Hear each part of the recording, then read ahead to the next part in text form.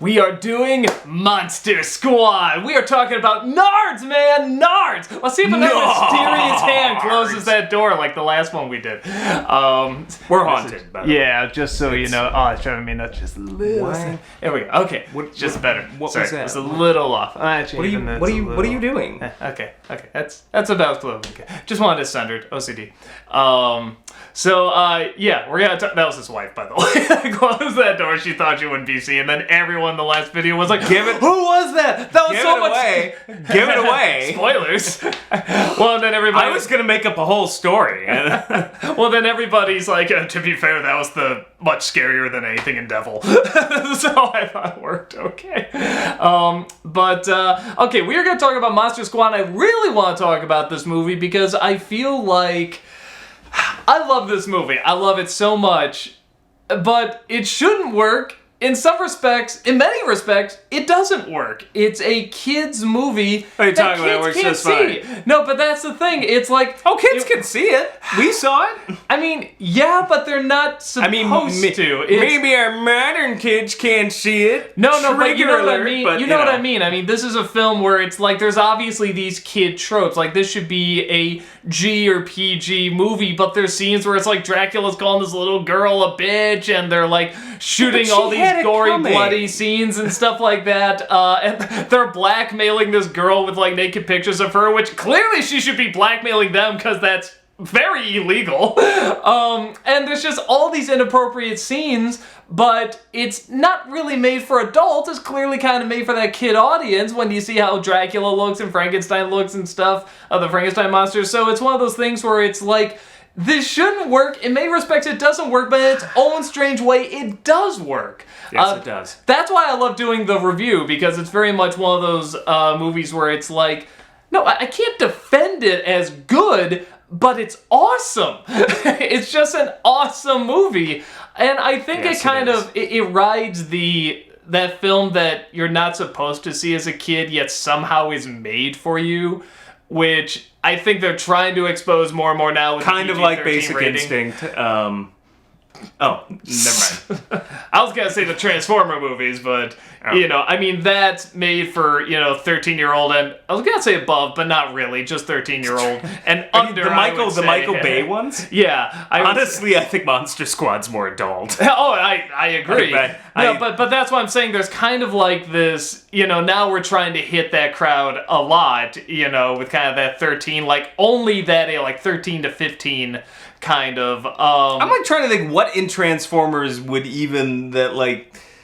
I guess Megan Fox in the car wash, but stuff like Bros Before Hoes and stuff like that. And it is pretty violent. A lot of like the.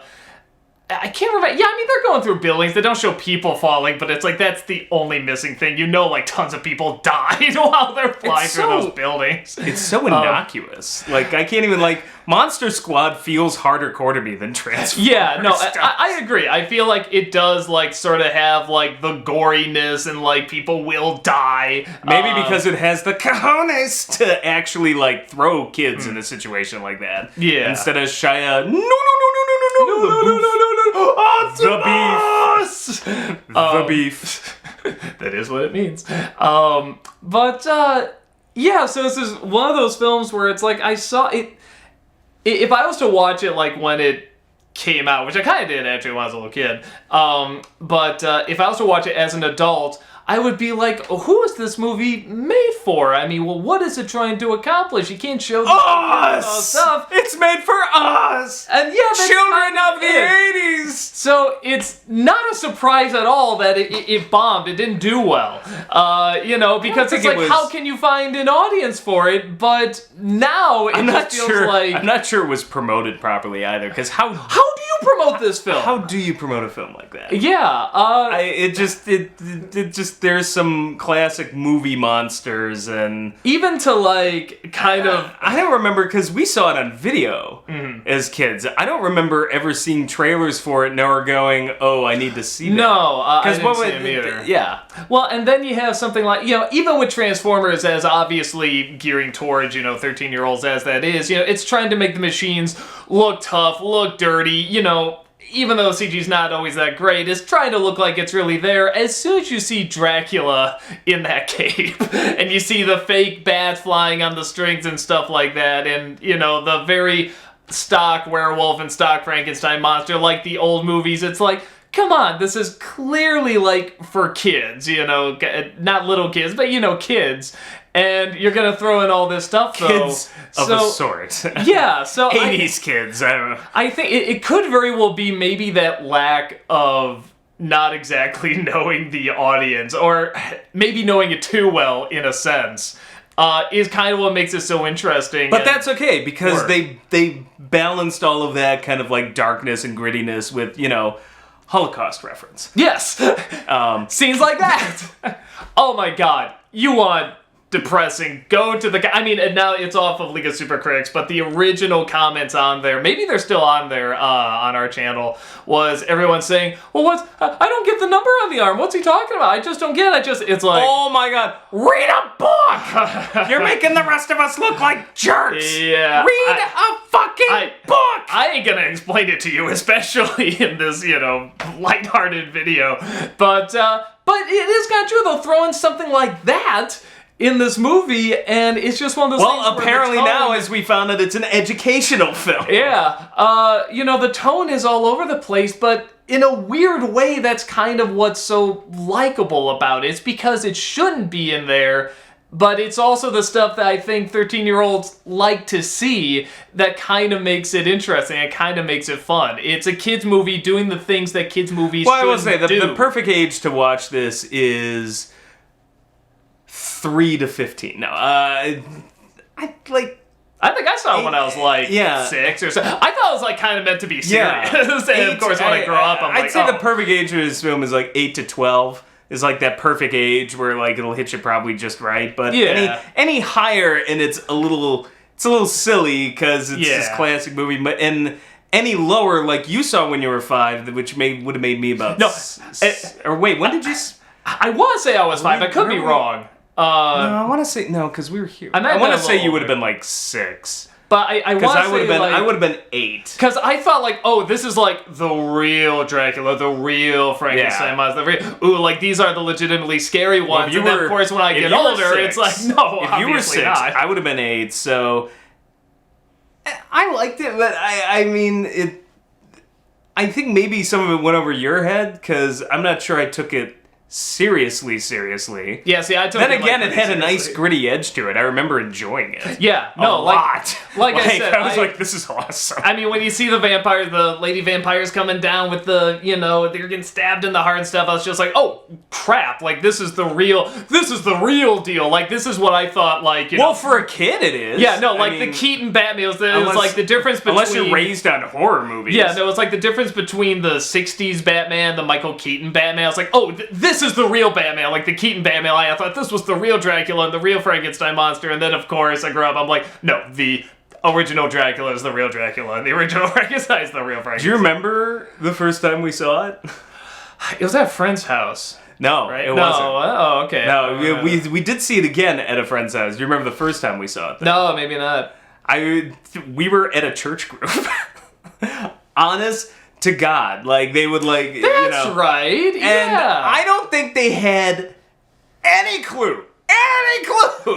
What the hell? Like this in movie the basement. Because it was in the basement. They're showing it to all these it was kids. in the basement of a and church. I was kind of impressed that they were showing. I was like, well, the thing is, they didn't know. It literally was just like, oh, like Universal monster movies, like who the hell knew? Plus, and little kids going after it. I doubt they Plus, looked it was at the rating. 80s, so it was always a crapshoot how dark your kids' films were going to be. PG-13 was this brand new rating, and I doubt they looked. They just saw the kids on the cover, the Dracula monster, the Frankenstein, the Wolfman. Nobody. Oh, okay, just put it on. I'm sorry. Who in the 80s looked at the ratings? Who looks at the ratings now, honestly? But I mean, who in the 80s looked at the ratings if it looked kid-friendly? Yeah. Like, if it had a kid-friendly cover, that was it. And they got away with a lot. Yeah, nobody was looking, because PG-13 was fairly a new thing. You still were just mostly in the R-PG-G category, and generally if it looked like a kid's film on the cover, you weren't going to sit there and go like, oh, I need to see if it's PG-13. Like, no, that didn't happen. Actually, because we were men and women back back then. And well, actually, we were boys and girls, but yeah. We were boys and girls!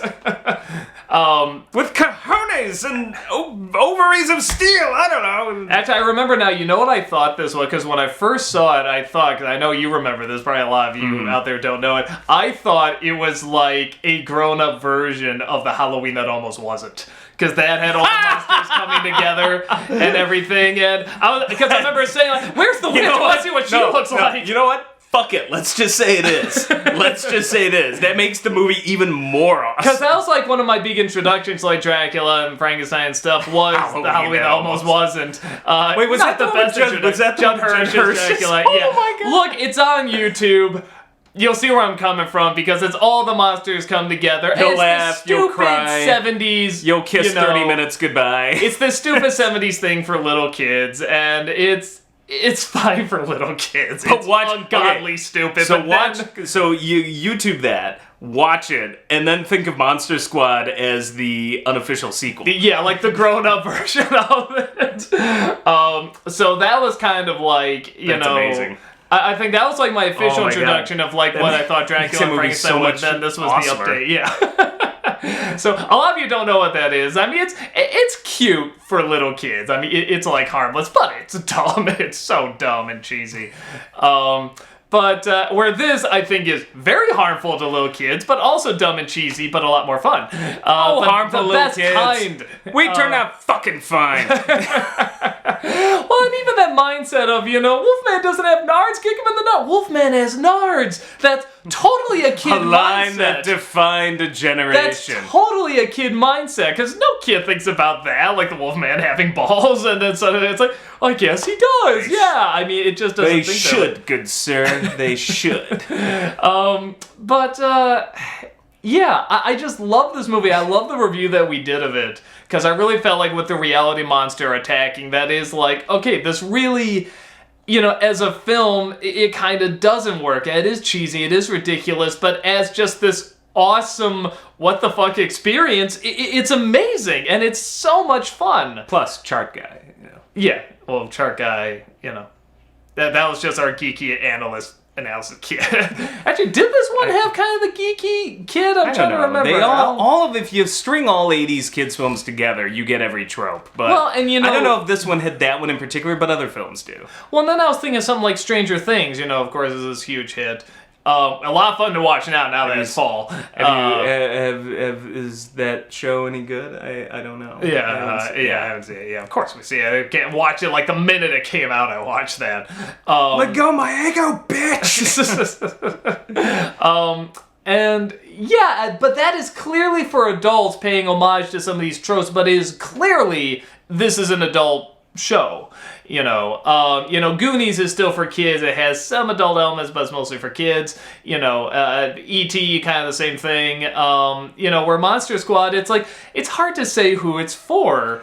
Honestly, that's kind of what makes it interesting and fun. Stranger Things, if you just put more of the kids in there, you could argue is just as much because I'm trying to think what is so awful in there that you couldn't show. No, it's not even awful. It's that there's a lot of focus on the adults. There is more focus on the adults, stuff like that. That's true, and that's the only thing that separates equal time. But that's the scary thing in tone. When I think of kids' films, particularly they're getting better with getting darker, but generally like that dark age where Disney was doing direct to DVD sequels and like when I think of Stranger Things, I'm like, yeah, if you just had the kids in it more, that could have passed for a kids film in the 80s. Yeah, no, really. Think about that for a second. That's kind of like, that's fucking horrifying. Even like our most... In a good way, but... Even our most kind of inspirational, lovey-dovey, lighthearted, like E.T., is still a very kind of dark, gritty looking before they movie. replaced the guns with walkie-talkies. Yes. Our kids' films were so dark that the directors themselves had to try to correct their mistakes. It's too dark, they can't take this. Put in some walkie-talkies. What was that line Louis Black had? Is like, you know what they're saying? Walkie-talkies? Where the hell are our guns? It's true. But I love you know what it is? Stranger Things, I think, got it right, because it's aping the 80s kids' films, and occasionally I'll see modern kids' films that get it right, but I like 80s kids films because the kids always seem real. They're not perfect. They swear. Whatever happened to kids swearing? I miss that. We need more. I'm terrible. Everybody's gonna think I'm some sort of inhuman monster, but I'm just like, I miss that shit. The last movie I remember them doing that, and it really working and feeling natural. For a kid's movie, I'd say probably Sandlot is the last one I remember. There probably are more, don't get me wrong. Well, that one was set in the 60s. Bring them up. I love to know these kids' movies actually have, the kids swearing, and they feel like real kids. Not to say there's none. I'm sure there are, but that's that's one that's coming to memory. Not even recent memory. That was a long time ago. Yeah, Christmas Story, they swear. No, and I like that. I mean, they took out the F-bomb basically to replace it with fudge, but I mean, you knew what that was, so it still worked. If not, you were delightfully introduced. I don't need kids throwing F-bombs everywhere. But when you take it out entirely, it doesn't make it realistic to me. The portrayals of school and stuff in most modern movies, I don't even recognize. I'm just I just remember we were swearing up a storm on the playground and of course you don't do that in home in front of your parents. Maybe that's the problem. The people who are writing these are parents. And the image of their kids that they have now are all innocent because that's what their kids are showing them. Again, because we never would do it in front of our parents because, they'd kill us. I think it really does depend on who the movie is made for. I really feel like, Sandlot is made for that exact age and above. Well, it's also made for kids who lived through the 60s. Yeah, but I mean, it was made for our parents or people younger, and just. But I can see, a kids movie where the kids don't swear, but it's that's not who they're going for. They're going for a little younger. They're going for a certain demographic, and I get that. But yeah, there is something. Okay, it's always either PG-13 or G. That PG doesn't exist. I don't need Thumbelina to have swearing in it, but you know what I'm saying. Yeah, if you're trying to do a realistic portrayal of the school grounds or whatever, or what childhood is like, I always. But also make it a kids movie, yeah. But like I said, it's that trying to get rid of PG by making everything PG, and then PG-13 is the grand. Oh well, here's our Transformers. Here's our kids swearing because they can. Ooh, not because that's how kids talk. It doesn't satisfy any. No. Well, I guess it does because it still makes money. Yeah. It's just such a cop-out. But yeah, so that's something I like to see kind of more of. And when I say swearing, here's the thing too. When I say swearing in movies, I don't mean whatever in a Pixar film or Frozen where they say a swear word to get the PG rating because, more people can see as if it's PG. When you're seeing a Pixar film, you get this concept that it really is aimed at all audiences. You should, even if they don't understand it, be able to take a 3-year-old into a Pixar film. Yeah. And not have them dropping, F-bombs everywhere. Yeah, I'm not talking about that, but I'm talking about, Monster Squad is an example. Stranger Things is an example. Movies we grew up with, Explorers. That was an example. Even Christmas Story, honestly. Flight of the Navigator was a little more, that was more Disneyfied. But, Christmas Stories, where it's we're trying to show you a realistic representation of what it's like in childhood. And with some exaggerations, clearly, but yeah. And if your mother's my kid never swears, I'm they're a liar. Well, no, you just haven't heard that. Well, no. Of course they swear. You're the parent, though, so you just didn't hear it. Because they're not going to swear around you unless you're same thing if we ever have kids. I'm sure if we ever hear them swear, how dare you? But harder. And that's why we don't have kids. But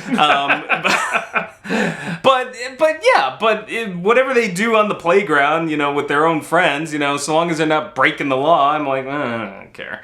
Yeah. Or lighting themselves on fire, or doing something really stupid. As long as they're not doing things we did when we grew up. And I think the idea, and like I said, I'm not necessarily against it, is that I guess why I think PG-13 isn't always that great is because it's sort of normalizing it to a point where it's there's no reason to get offended at all. And it's that's not true either. It's there is a language. It's not always bad words or swear words, but there is a language and a way to talk, that's appropriate in some places, not appropriate in others. And I think some movies are trying to emphasize that to certain age groups, but others are trying to make it look it's nothing at all. It's no, it is something, but there is, we saw Monster Squad knowing that we probably kind of shouldn't. And, you know, we saw Aliens knowing we kind of probably shouldn't. Yes. So even though it's like we saw that it was good going in with that mindset. Debbie Does Dallas thinking we probably should. Wait. Which we definitely should. I still have scars from that.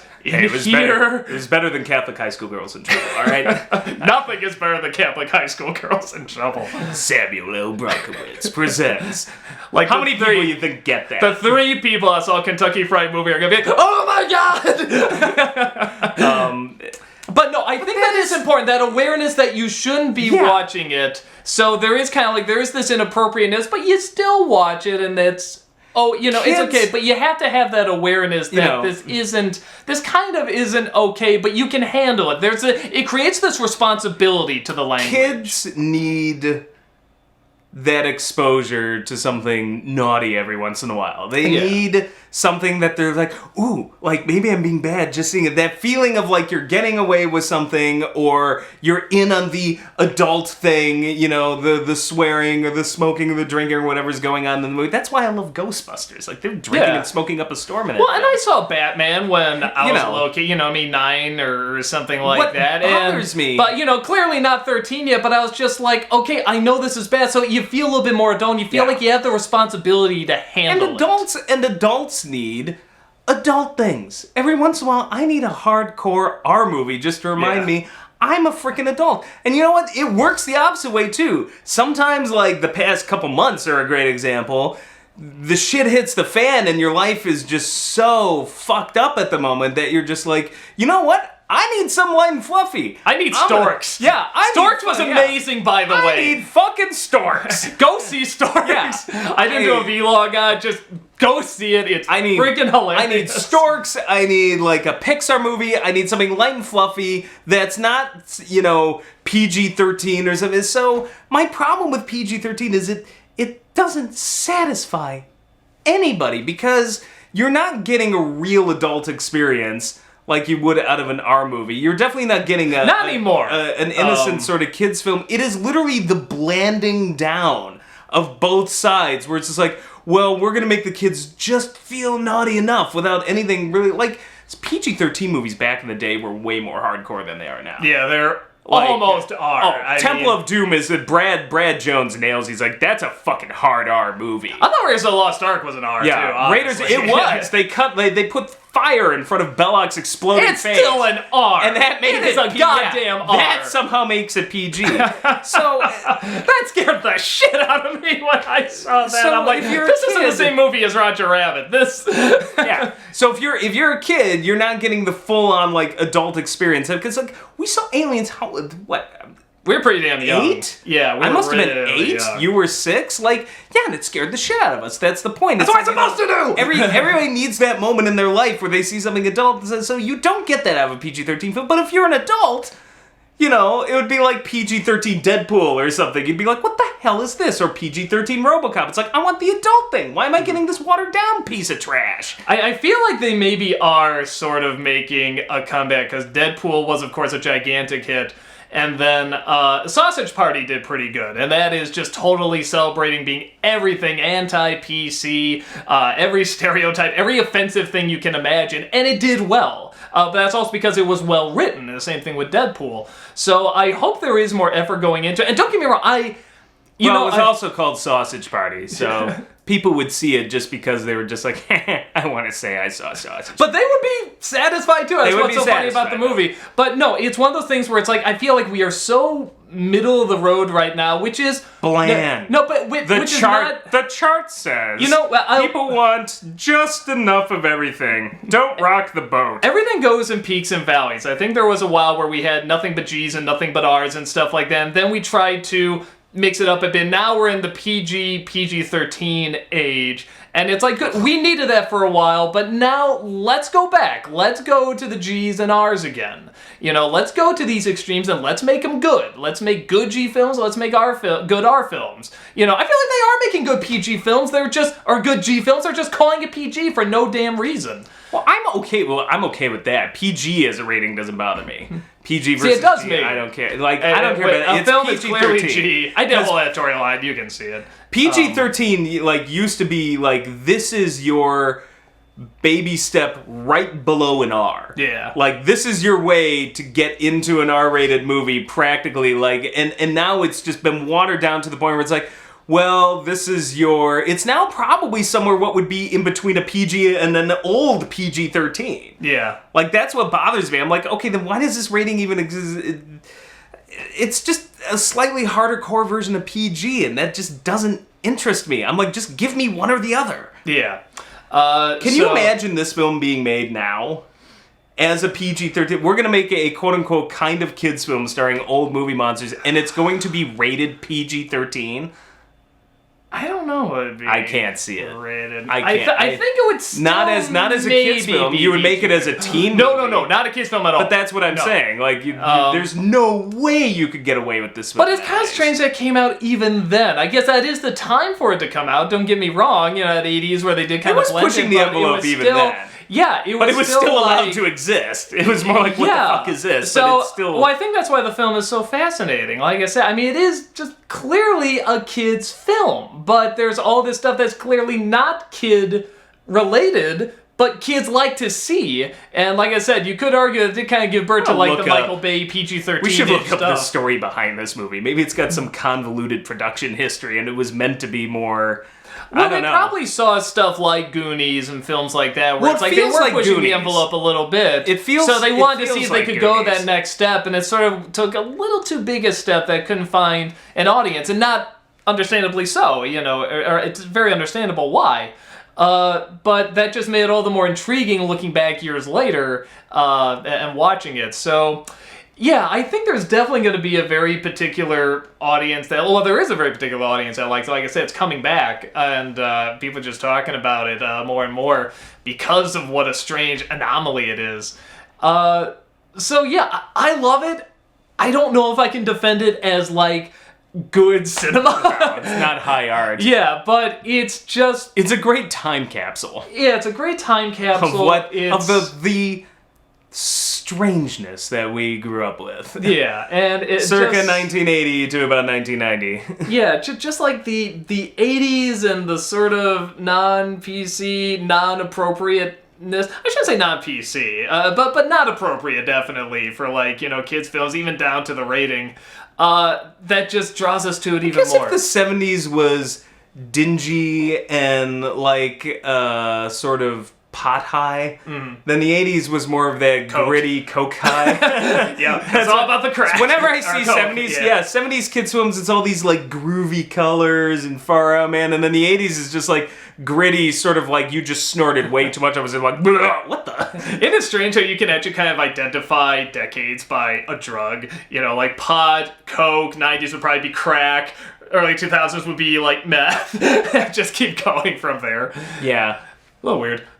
Marijuana. And maybe some acid. Thinking some acid in the 70s. Yeah, acid. Definitely like all, like, I think of Willy Wonka and like definitely acid, but there's something about the 80s. I'm like, yeah, that was we were 60, all... yeah, 60s and 70s kind of blend, but it's like, I don't know which one. 70s would probably be more pot, and then 50s, that would be Disney. That would be your morphine high. Yeah. Pink elephants. And just cigarettes, just tons cigarettes, of, like cigarettes, eight cigarettes in your mouth. Well, that's true. Pink elephants. He was drunk off his ass. Yeah. No, when he was getting off the morphine, I mean, I'm sure that's where that came from. I'm sure it's where half the Disney stuff came from. But I mean, the mouse, like in Dumbo, got drunk in that. So yeah, it's like, exactly. Yeah, 50s booze and cigarettes, 60s, 70s, that's you get into your acid kind of marijuana phase, and then 80s, 90s, coke and crack. Yeah. 2000s all about meth and ecstasy. Yeah, it is kind of weird. We kind of sum up these 2 decades with 2 drugs. Fascinating. Huh. So like an interesting commentary or documentary on that. I don't know. Some great writer is going to do much more with that than we are. Yeah, so Monster Squad. It rocks nards. Go see it. It's so much fun. I just like peeing standing up. And go see our review if you haven't yet. She still quotes that all the time. That's one of my favorite reviews, so definitely see that as well. Monster Squad. There is nothing to not like. Wolfman's got nards. Nards.